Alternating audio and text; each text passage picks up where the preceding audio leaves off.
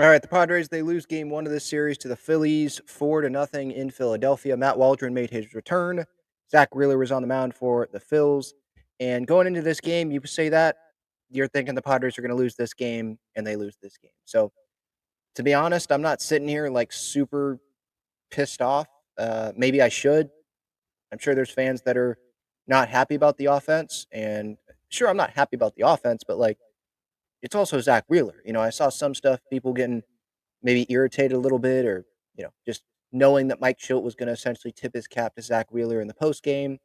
And I'm like, tonight's not the night for that. It's Zack Wheeler. He's one of the best pitchers in baseball. He's been one of the best pitchers in baseball for years and years and years. He's great. And are there other nights where I'm like, yeah, maybe don't tip your cap there. Maybe you should just be better. Yeah. But tonight, like, there were some situations where balls were hit right at guys. Trenton Brooks pinch hitting in the fifth inning hit right at Bryson Stott, and it ends up being a double play. The Padres, some of those went their way tonight as well. Luis Ariz made a great play and was able to get to first base because he was like right there diving. Um, but like, you're facing Zack Wheeler, Waldron, first start back. He's going to give up some runs. We knew that was going to happen, and you lose the game. Like, I'm more pissed off at yesterday going 0 for 13 with runners in scoring position. And I know they went 0 for again today, 0 for 7, so now they're 0 for 20. I think they're 1 for their last 31. It's not good. You can be disappointed about that, but to me, I'm just not going to sit here and be super pissed off about tonight's loss when they were facing Zack Wheeler. Like, I'd like to see anyone go up there and try to face Zack Wheeler and be like, yeah, we should dominate that guy. We should go hit a bunch of bombs off that guy. It's a tough guy. And sometimes I know in the postseason, like, you're going to come across that guy, and so you're probably like, well, Ben, so in the postseason when that comes around, you're just going to accept a loss because you're facing Zack Wheeler, and that's a valid point. But like, I don't know, this is just how I feel. And what really makes me pissed off is like people that are calling for Victor Rodriguez, the hitting coach, calling for his job tonight because I see that on social media, and it's like tonight's not the night to call for the hitting coach's job when they face Zack Wheeler. If they go 0 for 13 with runners in scoring position, like yesterday, okay, but to do it after today's game just doesn't make a ton of sense to me. And it still doesn't, I don't care who they're facing. It doesn't make a ton of sense to me anyway now. Like, wasn't there being articles written about Vic Rodriguez earlier in the season about the work that he put in with Gavin Sheets and that turnaround? The influence that he's had on some other Padres. There was a lot of praise going towards Victor Rodriguez, and it's the same players that are struggling now, right? We know that there's talent in this lineup. It's the same guys. Jack Samaro, I think, is expanding the zone too much. Same guys, and now you want the hitting coach fired when you probably wanted Victor Rodriguez to get extended the way things were going earlier in the season. So it's the same hitting coach when they were 15-5, and the same hitting coach now when they're 6 games over 500, whatever their record is right now. 45-39. So, look, calling for someone's job when you don't even know fully what he does, he helps the hitters. Okay, that's not enough. Like, if you can give me like a full description of what this guy does and how he's not doing his job, then okay.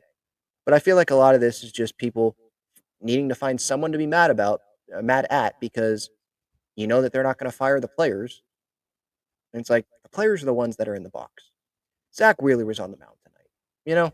Baseball's a hard game. Um, I'm just gonna look at the praise from players, from people in the organization that we heard about earlier this season, in regards to Victor Rodriguez, and I'm just gonna keep that in more the front of my mind, not the back. When things are happening like this, and people are trying to call for the hitting coach's job. How many hitting coaches have the Padres gone through, and how has that worked out? Right. This is the same hitting coach that helped the Padres go win over 90 games last year. Same hitting coach that helped Gavin Sheets get back to being, or not get back, but even like have this, I think, I don't have the numbers in front of me, but I think career season so far. Guys in OPS almost at 800.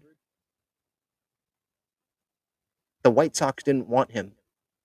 And he and Victor Rodriguez went to work in spring training, maybe even in the offseason as well. And now He's one of the Padres' most important players.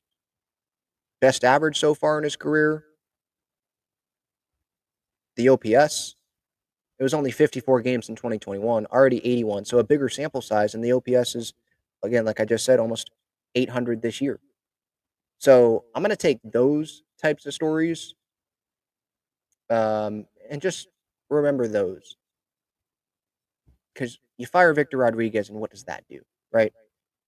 Fire a hitting coach when your team is 6 games over 500, fighting for playoff positioning. Um, they're fighting to get into a playoff spot right now. It's June 30th.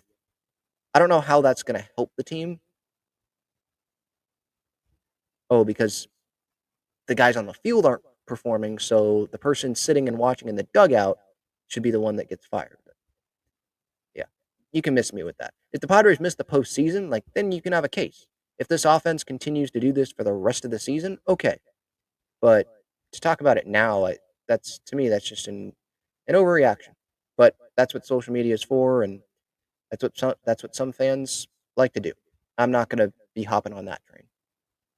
Um, I'm gonna trust if we went and asked Xander Bogaerts about Victor Rodriguez, what would Xander say? I'm gonna trust the guys that are in there and talk to Victor every day, and Victor helps them every day. I'll trust those guys if the media will ask Victor Rodriguez or ask questions about the guy that Victor Rodriguez is and how much he has helped Padres players this season. But getting back to the game, a 4-0 loss. Matt Waldron, the walks really hurt in terms of the pitch count, right? Got over 100 pitches today. Didn't complete 5 innings, 6 walks. Castellanos hit the homer.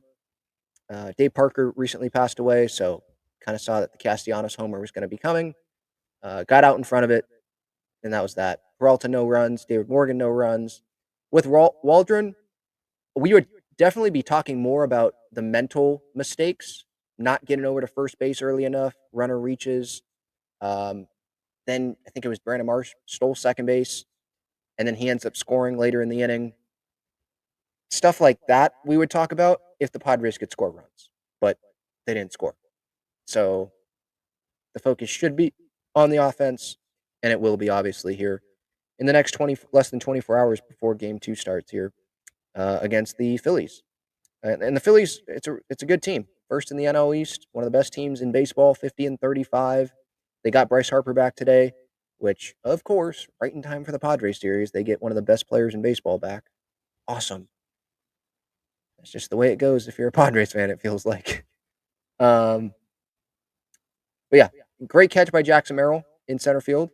It's just a shame that it didn't mean anything because maybe it would have been a game-saving catch. Maybe Luis Ariza's double play there. That would have been an amazing game-saving double play there, right? Ball goes down the line. Who knows what happens? But when the Phillies already had a lead and Padres don't score any runs, it's going to be something that's probably going to get forgotten about here in a few weeks if we were to look back at this game. Or maybe the only thing we will remember from this game is Jackson Merrill's catch, and they didn't win the game. But, Zack Wheeler was fantastic. 6 innings, no runs, no walks, 10 strikeouts. Like, there's the difference, right? You talk about elite pitchers. There are guys that can strike guys out. But when you can go 10 punch-outs and no walks, you're being efficient. You're attacking the strike zone. He was getting some guys to chase, obviously, and expand the zone, which is obviously not what we want to see. It's tough. I already thought the Padres were going to lose this game going in. Just look at the matchup. Zack Wheeler, I don't know if he's underrated. Like in the baseball world, everyone knows who Zack Wheeler is and they know how good he is. But underrated in terms of like when you talk about starting pitchers in baseball, I think that Yamamoto gets brought up. I think Skubal gets brought up. I think that Paul Skeens gets brought up. There's been a lot of talk about that Brewers pitcher that I think throws gas. Um, there are guys like that get talked about. I feel like Logan Webb even can get brought up more than someone like Zack Wheeler. And so maybe in that way he's a little bit underrated, but this guy, just his motion, like it's just so fluid and it seems like he's not using a ton of energy. I would love to have Zack Wheeler on my baseball team. And so hopefully Phillies fans are enjoying that because, man, he is fun to watch when he's not facing the Padres. It was not fun watching today because he was facing our guys, but The good news, I guess, is we don't have to face them the rest of this series, and hopefully that means they can win the next 2 games, but that means they're gonna have to score at least 1 run, and they haven't been able to do that, today, and yesterday was terrible as well, 0 for 13 with runners in scoring position.